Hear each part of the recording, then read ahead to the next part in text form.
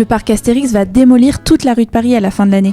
C'est donc le moment de vous faire redécouvrir les activités oubliées qu'il animait autrefois. On a fait une partie 1 qu'on vous conseille d'aller écouter. On y a parlé du Moyen-Âge et on s'est arrêté à la prison de la Bastille, tout juste prise le 14 juillet 1789. En avançant à l'intérieur du bâtiment, on arrive justement sur la place du 14 juillet avec 2 spectacles d'automates ayant miraculeusement survécu jusqu'en 2025. Le plus sympa, l'Hôtel des Artistes, laissait voir à travers sa façade transparente des personnalités de l'époque comme Victor Hugo, Offenbach, Verlaine et bien d'autres. Originellement, il n'était pas possible de continuer tout droit vers la sortie.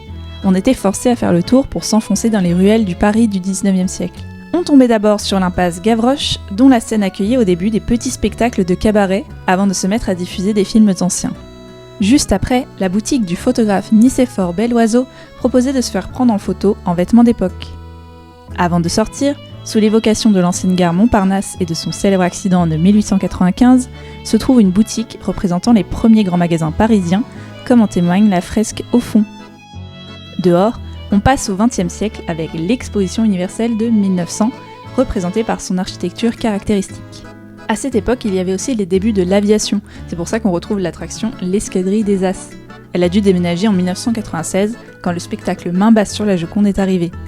Le XXe siècle, c'est aussi le début du cinéma, avec le cinématographe, qui diffuse aujourd'hui le film 3D Attention Menhir.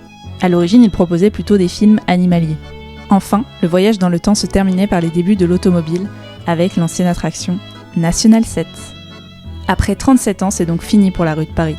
Bravo à toutes celles et ceux qui l'ont créée et fait vivre, et on espère que ce qui la remplacera aura un niveau de détail à la hauteur. Les travaux commencent bientôt, alors abonne-toi pour découvrir ses futurs projets.